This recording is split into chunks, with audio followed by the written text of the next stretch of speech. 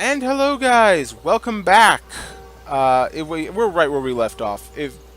Just go watch the last episode if you don't know what happened. We're in Berlin. We're about to get ourselves going. We have 75 days to get the rest of the way around the world. We are making our way towards Moscow to take the Trans-Siberian Railroad. That should make it much easier. We stayed for the night at the Hotel Adlon on Unter den Linden, the main boulevard in the central Mitte district. From the window, the Brandenburg Gate was lit by upturned gas lamps. I went for a late-night stroll. Might get me hurt, but it might get me information. Yes, I went for a late-night stroll along the avenue past groups of people drinking at low tables.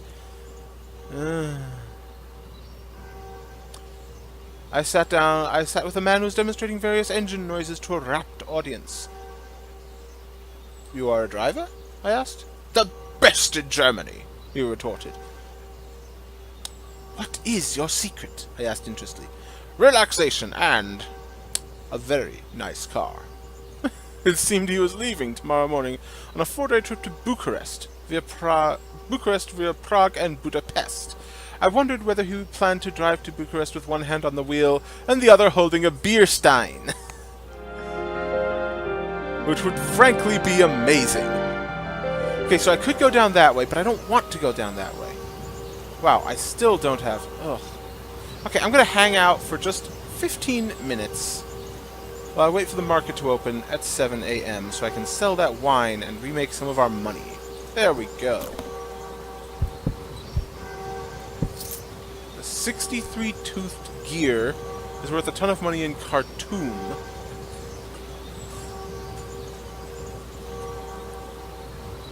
A railway whistle, Caribbean. Well, I'm not going to the Caribbean, if I can help it. So, I'm hoping to find a route to Warsaw. I cannot find a route to Warsaw. Explore then. 4 hours of exploration. Good. Berlin, they tell me, was once filled with the glorious sound of people speaking French. Not so anymore. Now there is nothing but the crashing of gears. Every street corner is equipped with rotaries and wheel systems that spin glass globes this way and that. Their purpose is quite unclear, but when I investigated one by... Oh my god, this is a bad idea. Fine. Climbing up the pole, I found it was a solid crystal sphere with no openings and nothing inside. The mystery persisted until nightfall when these globes all lit up, and the people of Berlin clustered around the warmth of these globes to drink beer and converse, so they're light bulbs. We avoided the festivities, guarding our wallets against the thick wheat beer they drink here, which looked to me more like a puree of oatmeal than a decent lager.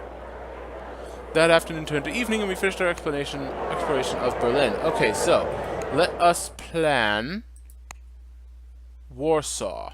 It appears we cannot go this way? Why can't we go this way?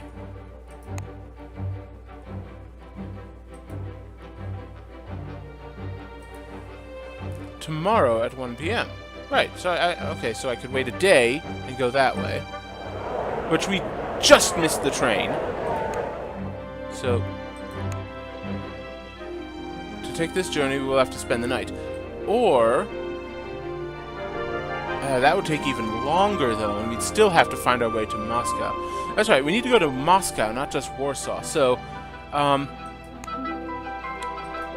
let us plan... Can I not do that? Plan a trip through St. Petersburg. Yes?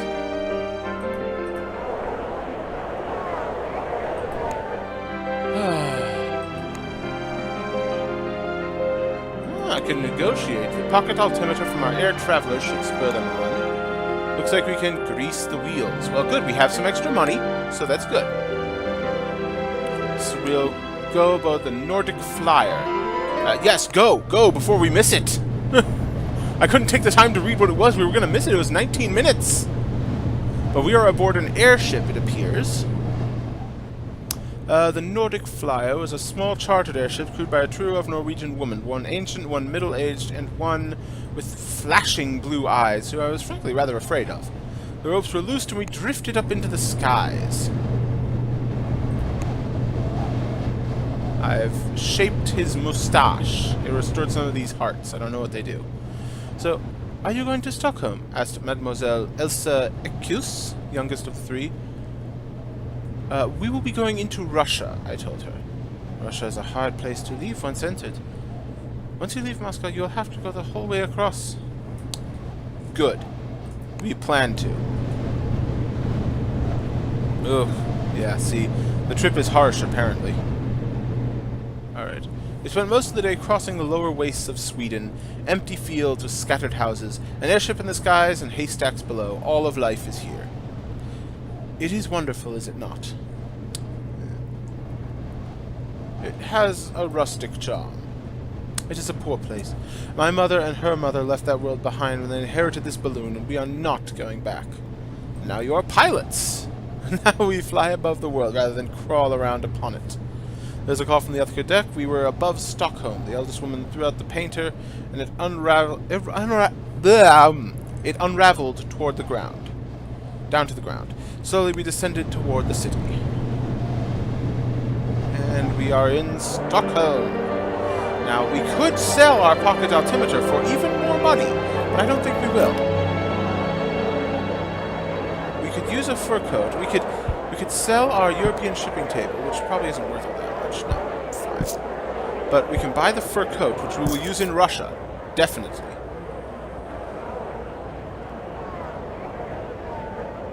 Alright. So, back out of here. And... no. Okay, so I don't actually have a route. I thought I had a route. I'm looking for a route to Moscow, please. Now we have to hotel. Right. This is taking forever. This is not... Okay, we found our hotel to be very well appointed, and we were glad of it because outside the streets became fearfully cold as night fell. It is a wonder people can live in such a chilly place, I remarked to my master, who gave me a look even chillier in response. People live everywhere. A cheerful thought. From the way he turned his head, it was clear that Monsieur Fogg found my remark distasteful, but he made no particular rejoinder. Joy. Alright, so let's explore and find our way. Okay, good, good. We have a route to St. Petersburg, from which we can get to Moscow. Excellent. We met a middle-aged Swede by the name of Sven, who offered to show us around during the city. The city was undergoing vast development everywhere we looked. New land was being dredged from the water, and buildings made of granite slabs rose like Egyptian temples, block by block, almost as we watched. We are building the future here in Sweden. We are very advanced, Sven told me. Do you have good transportation? I asked on behalf of my master, who would never, of course, lower himself to ask the question directly. The best, he replied, but specifics were somewhat harder to come by. I asked about Russia. Our northerly route was destined to cross the Tsar's borders soon. Sven looked thoughtful. Russia is not a very happy place, he remarked. Though getting to say more than that was impossible. We took our leave of him. He seemed almost sorry to see us go. I suspect he was a lonely soul. So, we will head for St. Petersburg. This departure could be altered. We could pay a lot of money. It will do. Tomorrow at 9 a.m.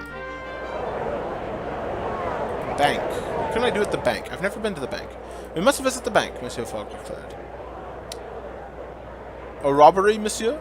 Certainly not. But do you suppose I've put my entire fortune in a carpet bag under your supervision? I did not answer. I regarded the bank as we entered. It was a small affair, but efficiently looked after, and we were quickly seen to. You wish to withdraw funds? I warn you, it may take some time. Ugh. No, it will take too long. I should have gone earlier. We swept out of the bank. Thankfully, our situation is not desperate. Onwards! Alright, so... if I understand, then, the plan will take us to here tomorrow at 9 a.m. sharp. If I miss it, I will hate myself. So what I might do is browse the market for a moment.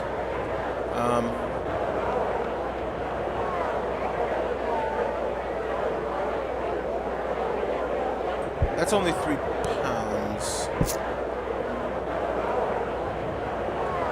Sure, I'll buy this, and I don't think we're going to Antalya.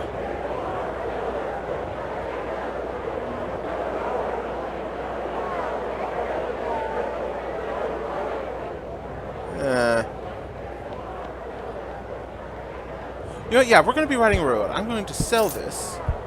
Then I'm going to put these into here, and then we can ditch that. And then I think now it said tomorrow at 9 a.m. So I think I'm just going to let this sit here until 9 a.m. and I will be right back with you guys because I don't trust this hotel to not make us overstay. Alright guys, welcome back. I just realized you could actually fast forward time. So 9 a.m. So I'm going to, it is now. Oh. Well. Yeah, but 9 a.m. We have to be out the door. No, you'll have to suffer through a rotten night. Shit! 6:30. The hotel was too expensive. We had no option but to... okay. I understand. I understand. I bid them join us. And they did so, only to spend the hours until break. Ugh. Wow. Okay, well, that was a mistake, but now I know. Let us depart. Let us depart upon the ferry. Wearisome experience, but the fur coat should make things easier. Yes, indeed. Off we go along the ferry.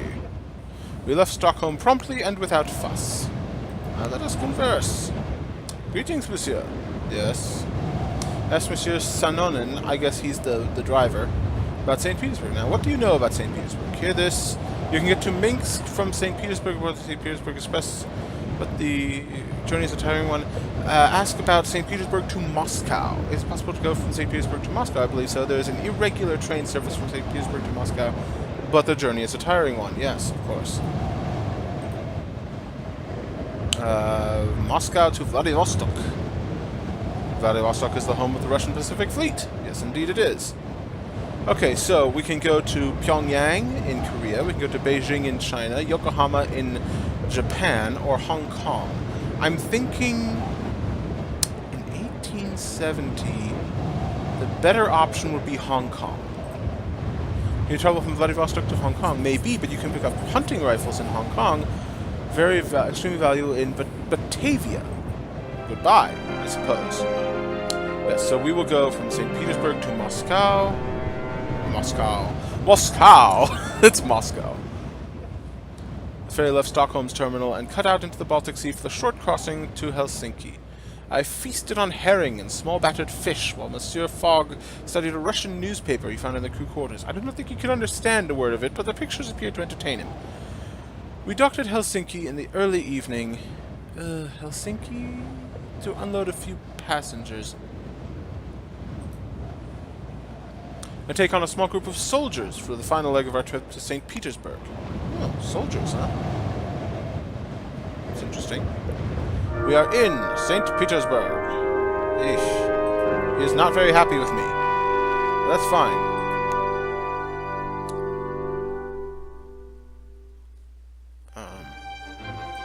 What does this do when I have to click?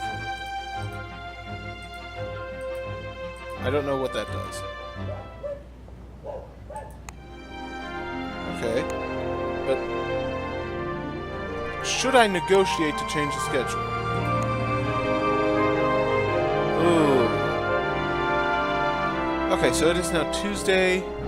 We pay them £600 to arrive tomorrow. Or to leave tomorrow.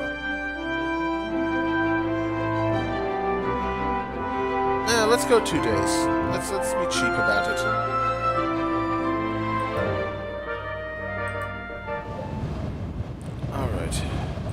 us hotel for the day. We have 80 days. It has been 9 and we have crossed all of Europe. Nevsky... Okay, do not expect me to pronounce anything from here on out, essentially. Until we get to America, do not expect me to pronounce the names correctly. Nevsky Prospect, that's an easy one. Immortalized by, oh yeah, Dostoevsky and Gogol. Gogol would have been unrecognizable to those venerable writers. Imperial soldiers filled the streets in Galizien Kodunki? Galizien Kodunki. Enormous black iron hydraulic walkers. We stayed boldly and decisively away, and saw little more than the occasional flying fragment of stone bashed out of some wall somewhere. For good reason.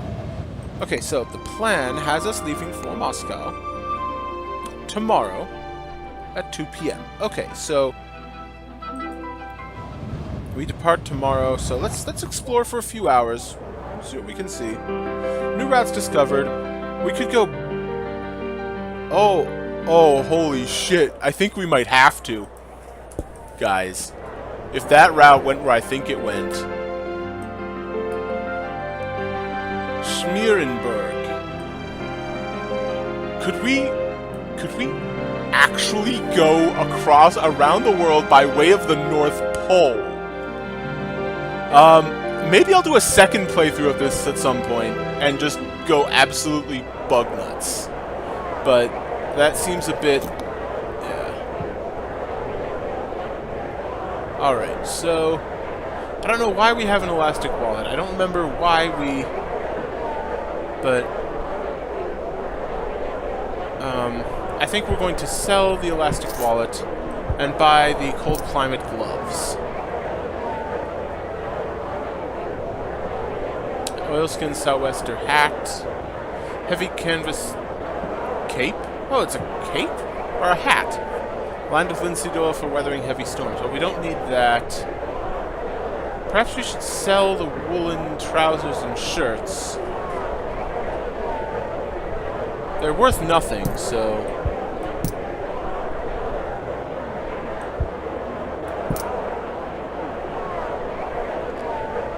Okay, so we have the cold climate set complete, plus the fur coat, which means that really, Russia should be nothing to us at this point. And we have kept ourselves to 1 suitcase. Good, excellent. Now, again, the plan has us leaving for Moscow tomorrow at 2 p.m. Okay, so we have exactly 22 hours, roughly. Well, 21 and a half. So, let us hotel for the day. We'll pass the night. 2 p.m. With what remained of the day, I attended to Monsieur Fogg. I ran a few errands for the hotelier. I'm going to attend to Monsieur Fogg to raise those hearts back up, providing him with clipped mustaches. I am in roaring health, but we must make haste. Actually, no, we have until 2 p.m. I think. I'm checking it. This is how I actually travel. I check and check and check. Oh. Oh, we can go now. Okay, yes, go now. On the Tsar's finger. The line from St. Petersburg to Moscow is affectionately known as the Tsar's finger and ran perfectly straight apart from a bend near the city of Novgorod. The story went that the route was drawn by the Tsar with a ruler, except where he drew around his own fingertip. This was typical of the popular image of interfering Russian Tsars, and the story we found to be widely believed. Let us read the news, if we can. The Paris World Fair, a roaring success. Great. Oh, maybe I could have read that. I don't know. The train was comfortable enough. I spent my first day aboard in conversation, trying to find options for our next journey, and I picked up from a charming Afghan artist that as well as going to Pyongyang, the Trans-Manchurian Railway runs from Karimskaya and directly into Beijing. Okay, good. So we have some options at the other end of the Trans-Siberian Railway. Karimskaya goes to Vladivostok, Pyongyang, and Beijing. So we have options at the end of this. Good. Thank you. And then we attend to him, and we're back up at 100 hearts. That makes this a little easier. The train was stopped twice before reaching Moscow. The first, they searched for artificers' equipment, and the second time they searched it for weaponry. It seems the Russians do not take risks, or else they simply like to keep their people under their thumb. Unfortunately, one of the other passengers decided to put up a fight, insisting that they would not open their suitcase. A standoff commenced. Do I interfere? Or do I not? I'm going to interfere. I got to my feet, knowing Monsieur Fogg's wish would be for a speedy resolution, no matter the cost.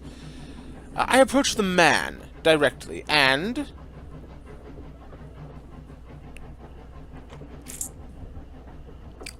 one of these will get me shot. One of them will get... okay, no, both of them will get me shot. One of them will get me shot by the soldiers, the other will get me shot by the man. So I'm going to just take the soldiers' side because they have more guns. And demanded he turn himself in. Whatever secret you hide, monsieur, it is not worth making us other travelers suffer. The guards, spurred on by my words, grabbed the man by his arms and marched him off the train. I watched out the window as the man with the case was searched and his possessions confiscated before he was led away. I must confess I felt no pride in my actions. I felt no pride in my actions. Typo there. But we made it to Moscow on time. Which is good. The knitted gloves should be quite valuable here. That's interesting. Let us plan first. Yes. Oh my god, that is going to take half our money. Alright, so, question. Do we want to end at Vladivostok, Pyongyang, or Beijing? Hong Kong is down there, so I'm thinking Beijing and we can travel across to Hong Kong. Okay, so... I don't know what that was about.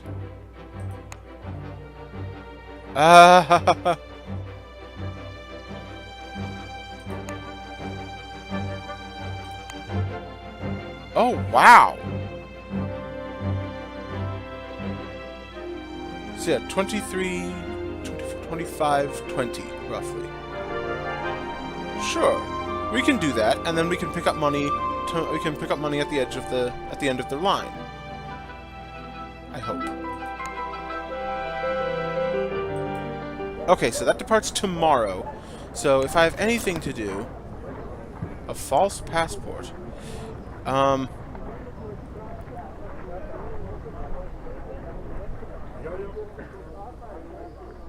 Yes, let us sell that and buy the false passport. It may be necessary in Beijing. So, we have until tomorrow. What was the plan now? Tomorrow at 11 a.m. Yes, okay.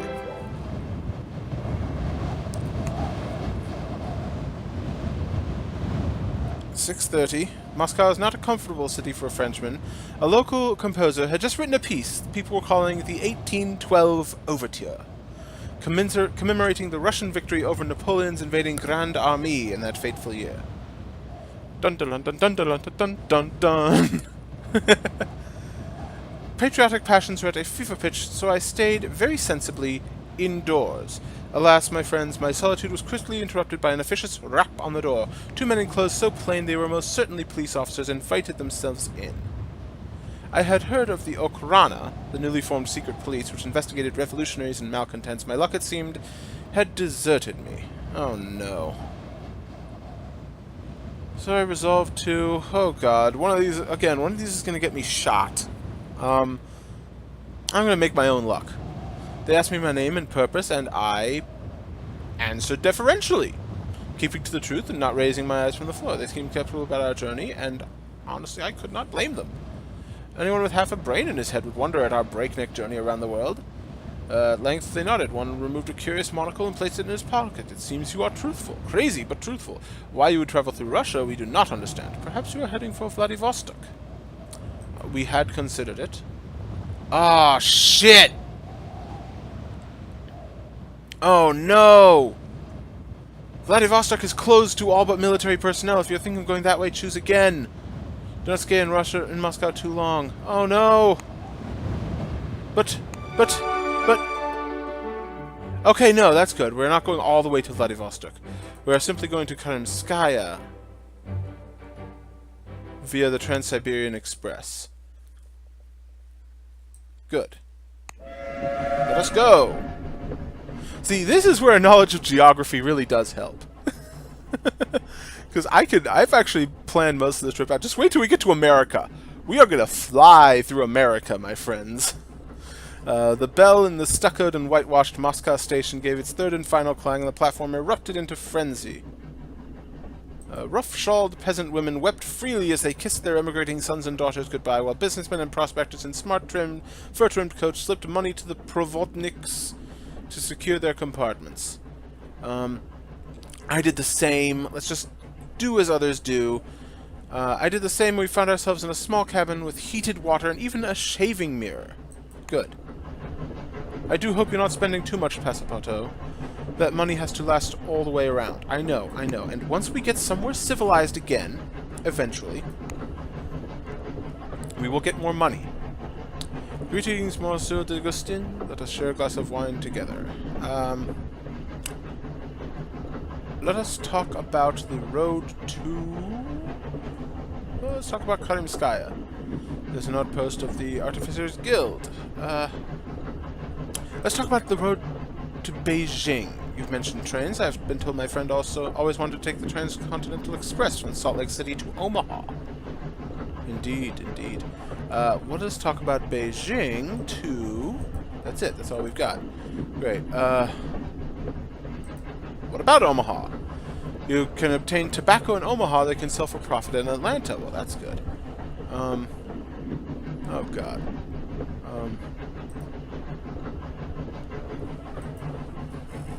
Can you travel from Omaha to Chicago?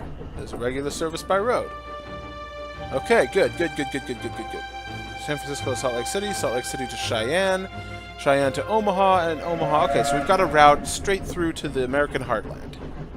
Once we're finished on this interminable train.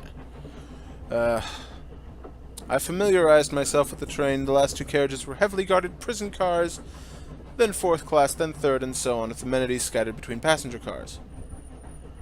The candlelit chapel was presided over by long-bearded Orthodox priests and full of the pious, and was positioned near the crew's quarters. I spent an hour listening to their murmuring chanting and felt quite assured. My bed that night swayed along with the motion of the train. From Moscow to Karimskaya was a journey of over 5,000 miles, and we had only just begun.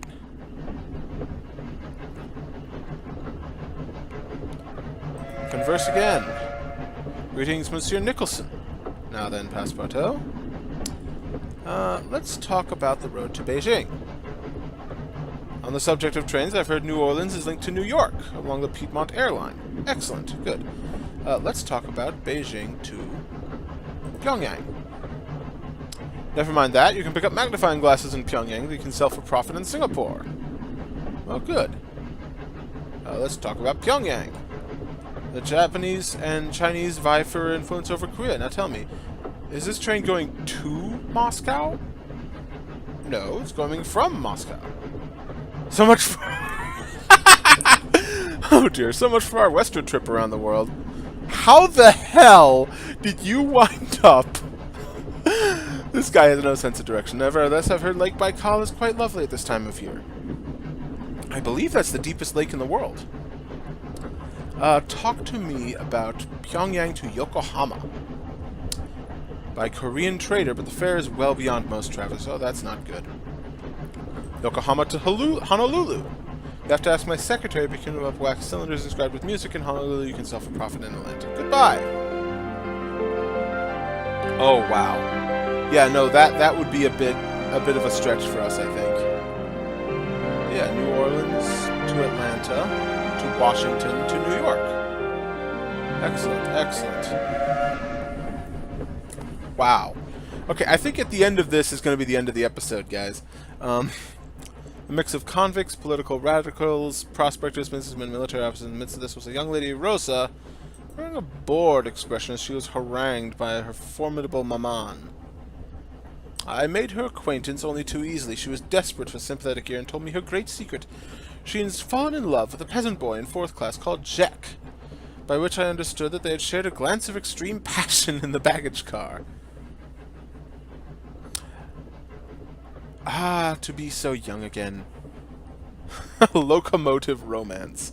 We crossed the Volga in early afternoon, crawling slowly over a bridge perched on high stone pillars. The devout Russians stood and crossed themselves while looking over the water. I could just hear the lilting, rhythmic, oar-beating songs of the Volga boatmen over the whistle of the steamboats. Oh, there we go, losing some hearts again. Let's tend to him. A starched collar, very good indeed. We are at Ekaterinburg. We crossed the Urals today at the risk of sounding like a jaded traveler. I must admit they are hardly magnificent. A heaving up of earth and forested hills for a few hundred miles. We stopped for an hour at Ekaterinburg, where I joined the lively cavalry officers as they ate smoked fish and played music to accompany their repast. One of them enjoined me to play his balalaika, a kind of triangular mandolin. I accepted eagerly and strummed a few notes to familiarize myself. Once happy with his function, I played a new Gilbert and Sullivan tune, which I had the luck to hear performed in Paris before I entered into Monsieur Fogg's service. The officers struggled to keep up with the words, but upon a second repeat, nearly the entirety of the Ekaterinburg station restaurant boomed out the chorus lines. In short, in matters vegetable, animal, and mineral, I am the very model of a modern Major General. Ah, they gave me the balalaika. Nice. Should press a good price in San Francisco should we decide to sell it. We might very well need to. I will wait. Phineas Fogg attempts round-the-world adventure. Yes, indeed I do. Well, he does. I'm just the serving man. We're coming to Omsk. I visited the library car and met Goland, the daughter of a Mongol chieftain, poring over a thick tome of algebra. I lamented my lack of mathematical skill, and she laughed. I must study algebra if I'm to be an engineer in the Imperial Army of Russia. I wish to leave behind my ancestors' warrior past. It is a new world, I observed. We may remake ourselves as we like. Ah, just so. She folded the book closed. You have traveled, monsieur. They call us barbarians, don't they?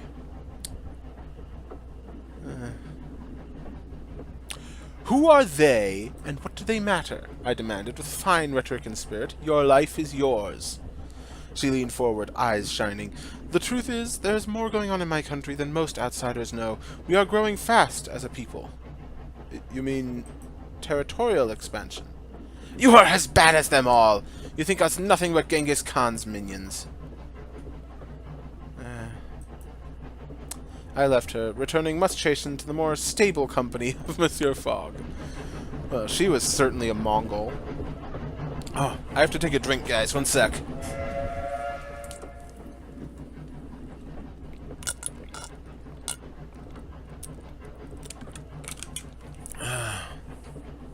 Alright, Omsk today, we decanted a full score of British, Dutch, and German merchants, and took on more military officers who cleared an entire first-class carriage for the use of a mysterious couple. I caught a brief glimpse of the man before the carriage door slammed. He had pale brown eyes and skin and the eyes of a scholar, but was dressed in the fashion of the Ottoman court rather than the Russian Imperium. I was fairly overset with curiosity, but it would be several days before I encountered the couple again. Ottoman nobility? On a train in the middle of Russia? Accompanied by Russian military. Prisoners, maybe? Interesting. Moscow police query mysterious Frenchman. Yes, they did. I remember. Let us converse. Greetings, Rosa. Have you ever been in love, monsieur? Let's talk to you about Beijing. I've heard that some buyers will pay well for fake false passports from Beijing. What about to Canton? That seems quite impossible. Okay, let's go Pyongyang. Nothing new there.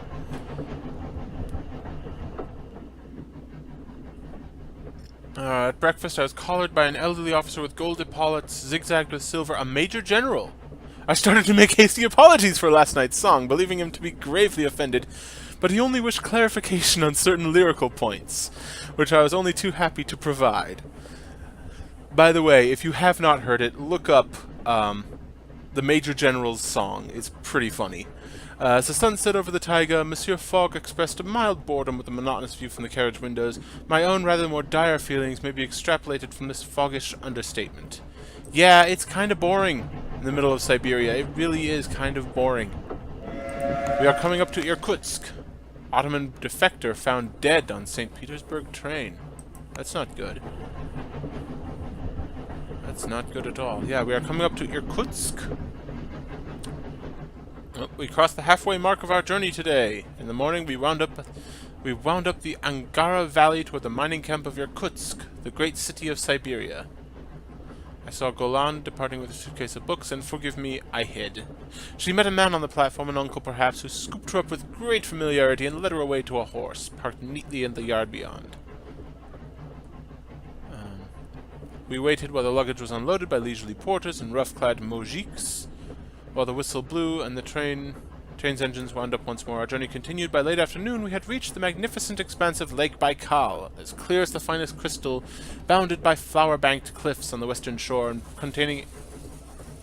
One second. People just have to do stuff. Containing a thriving, raucous population of freshwater seals. The track ended at the lake's edge, but the great train showed no signs of slowing or stopping. I began to feel, as my master would say, a little perturbed. Now, my friends, this next sentence will seem to you the invention of a madman, but I assure you it is utter and varnished truth. We drove straight from the shore onto the clear water of the lake, causing barely a ripple. I looked out of the compartment window and saw the wheels pulled up, and zut alors, the train was hovering through the air through some unseen mechanism. I looked for the tracks and could only just see them against the gleam of the lake. They were cunningly built upon pontoons, which only just broke the surface of the water, though we did not touch them. What sort of train was the Trans-Siberian? That is frankly amazing. Greetings, Madame Pavlichenko. May I see your ticket? Oh, I despise this job. Talk to me about Beijing. You've mentioned trains. I'm told Calgary is connected to Winnipeg by rail. Well, great. I asked about Beijing. You get to Pyongyang. No such route. Pangsao Pass. No idea. Well, great. Gastown. Oh, are we in Mad Max? Okay, so we are across Lake Baikal, and that is... I contrived a meeting with a mysterious couple, though to be strictly accurate, I knocked over the red-haired woman entirely accidentally. She was very game about the whole unfortunate incident, and introduced herself as Madame Ksenia Petrovna Volkova. I offered to buy her tea as a recompense. She accepted, but declared that I must use her personal stores of tea, and invited me back to her heavily guarded carriage. Her companion turned out to be an engineer by the name of Sinan Yahudi, who seemed lonely and eager to converse in any language other than Russian. He had defected from the Ottoman Sultans to the Russian Tsars some years ago, and was the genius behind the rapid construction of the Trans-Siberian Railway. He seemed reluctant to talk of it, and so I changed the subject to lighter topics. He had a particular fascination with minerals, and could hold forth on them for hours. I listened eagerly, nodding and exclaiming at the more obscure facts which he revealed to me with relish. He rummaged in his bags and presented me with a chunk of glittering green malachite. This was mined in the Urals. I want you to have it, Passepartout. It has some value. I hope it will be of use to you. Madame Volkova thanked me for entertaining her companion, warned me to say nothing of what Monsieur Yahudi had told me to anyone, but a smile belied her light-hearted tone. A strange day. A strange day. That malachite chunk should fetch a good price in San Pedro. Oh, good. What's our... Okay, so we have... Okay, yes. There's little to report of the outside world, so a word today on Russian eating habits, more specifically the Russian distaste for regular mealtimes. I met a fellow Frenchman today who said, "The Russian meal is a guide to the Russian character." I begged him to explain further, and he obliged me. The guiding principle of the national cuisine is that all dishes must be capable of being served at any time the eater feels disposed. He sacrifices his finer susceptibilities to his love of freedom. I resolve to keep this thought in mind on future approaches to the dining car. If our locomotive suppers are not triumphs of culinary art, they are at least signal examples of logistical achievement. And we are coming into Karimskaya. We pulled into Karimskaya in the evening. From Karimskaya, it was possible to branch onto the eastern to Beijing. We heard to find ourselves logging once the evening fell, it would become bitterly, miserably cold. Alright, so we are headed, I think, to Beijing next.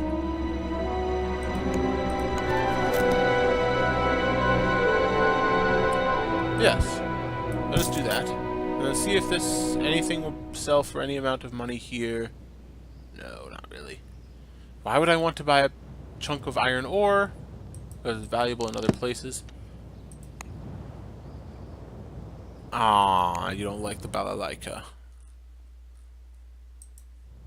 Alright. Let's plan. Alright, so Vladivostok is closed. It is day 21. Just under a week. We could go to Beijing. But we still need to cross the entire Pacific Ocean.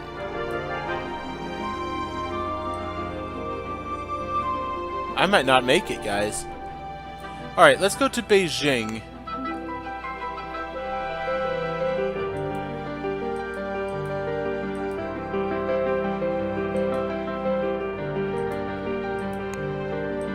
Tomorrow at 1 p.m.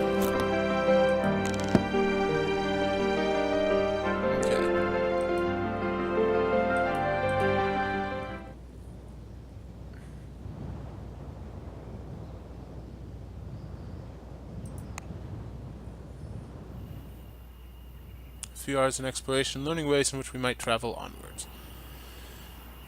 Alright guys, I'm